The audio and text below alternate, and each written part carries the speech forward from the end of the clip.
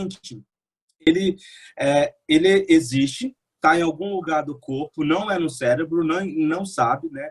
Nós vamos ver que o inconsciente não tem um lugar anatômico para existir, embora a gente ache que tudo está na cabeça, né? Que não existe um lugar anatômico para o inconsciente, tá, gente? Então, o que acontece? Freud, ele encontra aí uma possibilidade, por meio do inconsciente, de tratar os neuróticos, tá? Quando eu falo os neuróticos, eu estou falando aí também não só os neuróticos, mas estou falando aí os psicóticos, né, os perversos, tá? Então, nesse sentido, nesse momento inicial da psicanálise, acho que os 10 primeiros anos de Freud marcou pelo que ele constrói aí como a metapsicologia, né? Essa metapsicologia freudiana é a base da psicanálise, gente. Então, por exemplo, não tem como a gente se tornar um psicanalista sem se aprofundar nessa teoria. Muitas das vezes o aluno fala, nossa, professor, mas que tenso estudar essa teoria, né? Quando chega no complexo de Édipo, fala, não entra na minha cabeça, eu não concordo com essa teoria do complexo de Édipo, mas foi isso que fez justamente Jung deixar de ser psicanálise, sabiam disso? Porque quando o Jung teve esse contato, falou, não, complexo de Édipo é diferente. Eu penso que é assim, ele criou o complexo de Electra, foi um momento muito decisivo de ruptura da psicanálise, né? Nós não precisamos pegar com a psicanálise e falar, não, é uma verdade. A psicanálise da época de Freud para hoje, gente, se reinventou muito, né? A psicanálise da época de Freud, ela é totalmente diferente hoje. O modo da clínica analítica, por exemplo, lacaniana, é muito criticado dentro do meio psicanalítico, às vezes, né? De eu interromper um tratamento, um processo de uma análise em 15 minutos. Isso pode ocorrer numa clínica lacaniana. E aí, esse momento é uma quebra daquilo que era estrutural, proposto por Freud, ainda. Mas a gente vai aprofundar nisso. Alguma dúvida até aqui, gente? Tranquilo, né? Bom, então, esse momento inicial do inconsciente, Freud se propõe duas coisas importantes. Primeiro, ele encontrou que existia, ele começou a trabalhar esse conceito de inconsciente que já existia, mas agora ele começa a trabalhar esse conceito como um conceito base para essa nova psicologia, essa psicologia que ele chama psicologia da alma, essa psicologia profunda. Muitas vezes nós chamamos a psicanálise de psicologia profunda, tá, gente? Por que psicologia profunda? Porque ela busca acessar o inconsciente. Toda vez que um paciente chega para a gente no consultório, ele traz diversas questões. Mas para mim não importa o que ele está sentindo agora, tá? Importa o que ele vai trazer a partir desse agora de inconsciente. Muitas das vezes pode ser por atos falhos, pode ser por atos esses atos falhados, né? Esses lapsos, esses xistes que nós vamos ver aqui na frente, os sonhos, né? Porque o que ele traz agora é simplesmente uma continuação de algo que já existe na vida dele desde a infância. Lembram lá que a professora Cris falou agora sobre as fases? Pois é, todas essas fases que a Cris trouxe aqui, elas vão ficar em algum momento recalcadas ali, elas vão ser internalizadas no inconsciente, essas fases. O que acontece? Que se de acordo com uma determinada fase dessa, o indivíduo ficar fixado, a probabilidade daquela fixação probabilidade, não. Na verdade, ela ser reeditada na fase adulta é totalmente factível, vai ocorrer. Ou seja, foi para o inconsciente, esse consciente, anatomicamente, em psicanálise, para a gente não tem um lugar, está em nós, né? É como se fosse uma alma. Alguém consegue, quem tem uma espiritualidade, vai falar assim, bom, eu tenho uma alma. Mas a gente consegue dizer onde está essa alma? Não, né? Existe, né? Se você perguntar para uma pessoa que é muito espiritualista, ela vai falar assim, bom, eu tenho uma alma, eu acredito, não sei, é superior em alguma coisa, mas não sabe onde está, não é? O inconsciente é muito parecido com essa proposta. Ele existe, né? Ele existe um processo. Aí a gente vai ter várias metáforas, né? Vai pegar um iceberg, vai trabalhar aqui que eu trouxe aqui para vocês, tá? Então, essa proposta de inconsciente, ela vai marcar a nossa infância, né? Então, lá na infância, tudo que a gente vive vai ficar guardado. Sabe quando a gente acha que a gente esqueceu alguma coisa e depois a gente lembra? Pois é, Isso também é inconsciente. Mas, além de ser inconsciente, existem outras instâncias psíquicas, né? O inconsciente, o pré-consciente e o próprio consciente, tá? Eu vou trabalhar um pouquinho com vocês sobre isso. Bom, vocês estão vendo esse mapinha aqui, gente? Esse mapinha aqui, depois eu vou compartilhar no grupo. Eu não sei se eu já compartilhei com vocês, mas vejam vocês que o inconsciente está bem aqui, né? Nessa parte mais interna aqui desse iceberg. Mas vejam vocês que o inconsciente, ele tem um limite, né? Vocês conseguem perceber que o limite do inconsciente vai até uma parte aqui próximo do limite do pré-consciente para o consciente?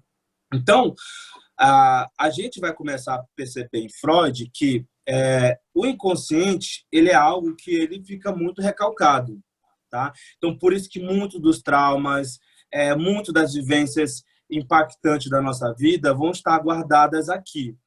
Existe uma obra, não existe uma obra não, existe no trabalho de 1915, gente, Freud lá nos instintos, é um texto, tá? Se vocês quiserem eu compartilho com vocês, mas é um texto bem grande, na verdade. Lá na obra de 1915, Os Instintos e as Suas Vicissitudes, Freud fala, vai ser o primeiro momento que Freud vai falar sobre essa primeira tópica. Aí ele, então, introduz aí, muito teórico, esse conceito de inconsciente. Apesar que, desde o início, tá, do seu trabalho, ele já fala de inconsciente. Mas vai ser na obra Interpretação dos Sonhos que Freud vai falar, não, existe inconsciente. Eu estou falando da interpretação do sonho, gente, é muito antes desse trabalho aí, tá? Interpretação do sonho é 1899 a 1900, tá? Então, nesse momento, ele começa aí falar sobre a interpretação dos sonhos, lá em 1899. Bom, e aí, Freud, o que ele faz? Ele vai dizer o seguinte, o inconsciente é uma instância psíquica, ele é uma instância psíquica. Essa instância psíquica, ela pode ter acesso ao processo consciente, mas existe todo um caminho até aí. Toda vez que a gente usar o termo inconsciente, vocês podem até anotar aí, a gente vai usar o termo X, tá, gente? Então, durante o processo, depois que vocês forem psicanalista, ou agora nesse processo que vocês estão de formação, muitas das vezes o professor fala assim, bom, lá no IX, lá no PSC ou no SC, essas siglas representam essas instâncias aí, inconsciente, consciente, pré-consciente, tá? Vocês estão vendo aqui em cima de inconsciente, eu coloquei IX, tá? Para poder dizer sobre isso. Mas Freud vai pegar esse trabalho do inconsciente para poder aprofundar um trabalho muito importante para ele, que é a interpretação dos sonhos. Bom, mas o que viria a ser esse trabalho? Bom, para Freud, foi um trabalho que viria a ser algo revolucionário na sua vida. Infelizmente, na época, não foi, né? Ele se propôs escrever esse trabalho durante vários anos, e no dia da época de lançar isso, ele vendeu 3 livros, para vocês terem noção. Ele tinha mais de 300, vendeu, as pessoas acharam aquilo o fim. E hoje a Interpretação dos Sonhos é uma das obras psicanalíticas mais lidas no mundo, né? Milhões de livros exemplares vendidos. Bom, então existem 2 coisas importantes que ele vai falar. Bom, o inconsciente é a obra pura e o trabalho do conteúdo dos sonhos.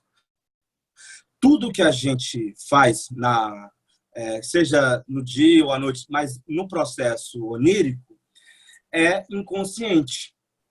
Tá? Então, imagine vocês que toda vez que a gente fale de sonho, nós estamos falando de um processo onírico. Vocês conseguem entender o que seria onírico? Quem pode falar aí? Gente, aqui está quente, ó. Quem consegue compreender? A aula está de boa, gente? Dá para... Hein, pessoal?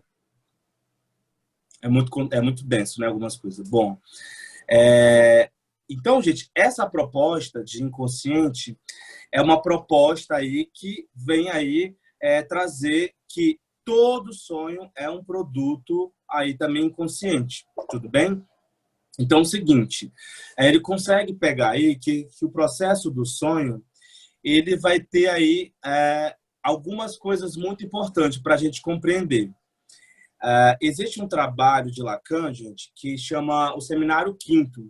Lá no Seminário Quinto, Lacan vai falar sobre as formações do inconsciente. Eu peguei eu estou trazendo aqui o inconsciente de Freud, mas eu estou mesclando, eu estou falando sempre, trazendo um pouco essa produção lacaniana, tá? Nas formações do inconsciente, a gente vai ver algumas situações, algumas lacunas. Quais lacunas seriam essas? Por exemplo, bom, se o sonho ele é um produto inconsciente, então como é que funciona essa situação onírica? Porque o sonho é uma fantasia, né? Imagine vocês que quando a gente sonha, algumas coisas acontecem. Vocês conseguem compreender o sonho de vocês, gente? Algumas vezes? Quem consegue aí? Na maioria das vezes, não. O que acontece no sonho de vocês quando vocês... quem, por exemplo, pode contar um sonho e falar, nossa, mas que sonho louco, né? Que sonho complexo, ou não sonhei, né? Em algum momento, gente, todos nós sonhamos, tá? Existem pessoas que falam assim, eu nunca sonhei na minha vida. Existe um motivo, tá? Nós vamos aprofundar isso numa outra aula. Por que a gente não lembra do sonho? Tá? Lembrando que se o sonho é um produto inconsciente, quando a gente está sonhando, a gente acha que quando a gente está dormindo, a gente acha que está descansando, né? Falar, eu vou descansar. Quem é que fala isso no geral? Vou dormir, eu vou descansar, né? Na verdade, é o momento que você mais está trabalhando. Freud fala que o sonho é o momento que mais inconsciente na sua vida. É o momento que mais funciona ali todas as emoções, todos os restos diurnos, várias situações vêm à tona. Então, gente, nesse processo onírico, tá? Lembrando, o que é o processo onírico? Quem lembra o que eu disse? O que é o processo onírico? Isso é importante vocês terem, porque vai voltar várias vezes. Onírico, gente, vem de fantasia. Já ouviram falar? Não sei o que é onírico. Onírico é fantasia. Portanto, toda vez que a gente falar em psicanálise esse termo onírico, nós estamos associando a fantasias e estamos associando em especial a uma relação com os sonhos, tá? Bom, então, algumas coisas importantes a gente tem nessa formação do inconsciente. Eu diria que até mais. Primeiro, atos falhos, lembranças encobridas, sonhos. Eu colocaria ainda aqui xistes, tá? Então, o que seria atos falhos? Atos falhos, por que eles ocorrem? Muitas vezes a pessoa fala assim, nossa, eu cometi um ato falha porque eu estou desejando, ou querendo desejar alguém, uma pessoa. Porque a gente tende a sexualizar tudo, claro. Apesar que tudo é sexual, né? Mas sexualizar para o ponto, levar para esse ponto sexual. Mas não obrigatoriamente que essa energia seja totalmente sexual. Existe questões de atos falhos, gente, que pode ser angústias reprimidas ali, às vezes pode ser restos diurnos, lembranças encobridas também ali, porque um ato falho ocorre porque ele ficou na gente ali, ele tá dentro, ele tá naquele, sabe aquele mapinha lá que eu trouxe para vocês do pré-consciente aqui? Os atos falhos, gente, ele fica nessa transição aqui. Então, por que você consegue falar aqui, lá no consciente, no ego? Por quê? Porque justamente fica por aqui. Toda vez que você faz um ato falho, o ato falho está nessa instância aqui, mas ele está bem aqui. Então, a gente consegue ter acesso a isso. Portanto, muitas das vezes, um ato falho não quer dizer que você queria alguma coisa, aquilo exatamente, mas tem muita relação com a angústia, com a situação que você vivenciou, está relacionado com aquele nome, com aquela pessoa, com aquela questão, tá? Mas, na maioria das vezes, também está muito relacionado com questões aí reprimidas, tá? Bom, gente, e o xistes, vocês lembram o que é o xistes? Xistes, aquela palavra lá, xistes, vocês lembram? O que é? Nem, pessoal? Bom, o xistes é aquilo, por exemplo, que você confunde com piadinha, sabe? Quando você fala assim, admitir uma pessoa. Quando você sabe, quando alguém faz uma piadinha, fala, não, foi uma brincadeirinha, né? Sabe aquelas brincadeirinhas, aquelas piadinhas que a gente acha que teve o intuito só de brincar ali, pois é, aquilo também é inconsciente, tá? São formas do inconsciente se manifestar. Então, há diversas formas do inconsciente se manifestar. E uma dessas formas também é o sonho, tá? Só que o sonho, diferente de todas essas situações, ele é muito mais complexo. Por quê? Porque quando a gente faz aquela piadinha, quando a gente tem um ato falho, a gente consegue, na mesma hora, associar alguma coisa, né? O sonho é diferente, a gente não consegue fazer isso, muitas das vezes. Né? Na maioria das vezes, a gente não consegue. Porque o sonho, ele tem dois elementos muito, muito importantes e que fazem o sonho ser o que eles são. Sabe quando a Cris disse que não conseguia entender um determinado sonho, alguma coisa? Está muito relacionado no processo que a gente vai chamar de condensação e de deslocamento.